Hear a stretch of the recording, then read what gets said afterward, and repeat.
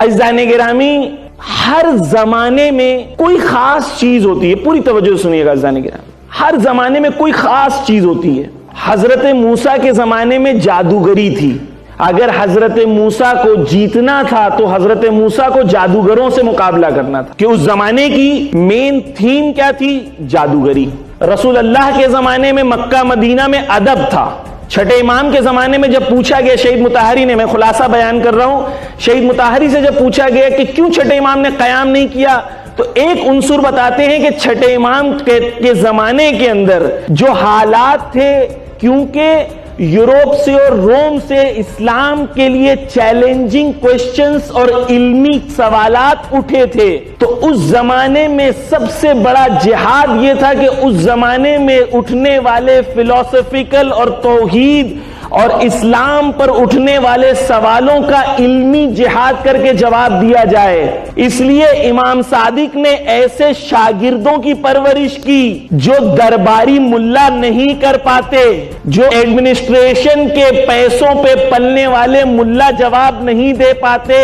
اس لیے امام نے اس زمانے میں علمی جہاد کیا، ایسے شاگردوں کی تربیت کی کہ جابر بن حیان بن گئے، بڑے بڑے شاگرد بنے۔ اس زمانے کے ڈیبیٹ کے انوائرمنٹ میں کوئی اہل بیت کے شاگردوں کو چیلنج نہیں کر سکا، اور علم اہل بیت کو، علم خدا کو امام صادق کے شاگردوں نے اس زمانے میں ثابت کر کے بتایا۔ کیوں؟ کیونکہ اس زمانے میں علمی جہاد تھا، فضا یہ تھی، اس زمانے میں ٹرانسلیشنز کا دور تھا، جو فورن لینگویجز تھیں ان کے علوم مدینہ میں داخل ہو رہے تھے، نئے سوالات آ رہے تھے، فلسفیکل کویسچنز آ رہے تھے، نئی فلسفیز کا اسلام سے مقابلہ تھا، نئے سوالات، نئے ایشوز جو ویسٹ کے تھے، گریک کے تھے، روم کے تھے، وہ مدینہ میں آئے تھے، ان کا جواب دینا تھا۔ ہر زمانے میں کچھ چیزیں مین ہوتی ہیں۔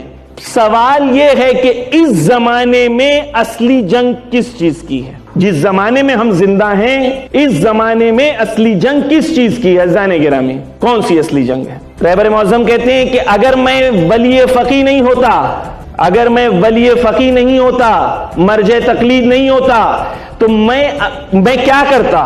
کہتے ہیں میں یہ سمجھتا کہ آج کے میڈیا وار میں اپنی پوری ذمہ داری سمجھتا کہ آج کے میڈیا وار میں داخل ہو کے میڈیا وار کو لیڈ کرتا، وہاں خدمت کرتا، تاکہ میڈیا وار میں حق ثابت ہو سکے حق ہے، باطل ثابت ہو سکے باطل ہے۔ عزیزان گرامی، ہر زمانے کی ضرورتیں الگ ہوتی ہیں۔ جو آج سے 50 سال پہلے چیزیں تھیں، آج اس کی کوئی ویلیو نہیں ہے۔ آج کوئی کیسٹ پہ آڈیو ریکارڈ نہیں کرتا، آج کوئی وی سی آر کے ٹیپس استعمال نہیں کرتا، وہ زمانہ گزر گیا۔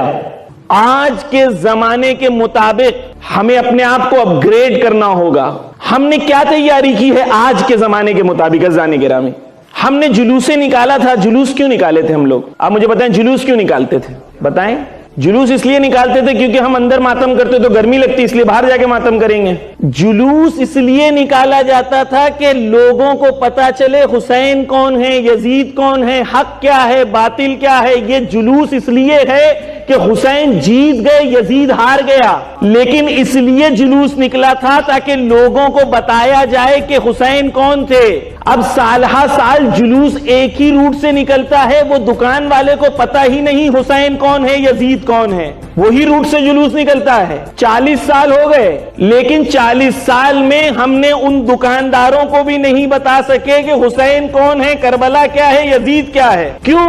کیونکہ ہم اپنی رسموں میں الجھ گئے۔ ہمیں لگا کہ ہمیں یہ کرنا ہے جلوس میں۔ جلوس میں عزاداری ہونی چاہیے، میں اس کی مخالفت نہیں کر رہا ہوں، لیکن جلوس میں کم سے کم ایک سیکشن ایسا ہونا چاہیے جو جلوس میں عزاداری کے ساتھ مقصد کو پھیلانے کی کوشش کر رہا ہو، پیمفلیٹس بانٹ رہا ہو، بینرز لے کے کھڑا ہو، لوگوں کو بتائے امام حسین کون تھے، کربلا کیا تھی۔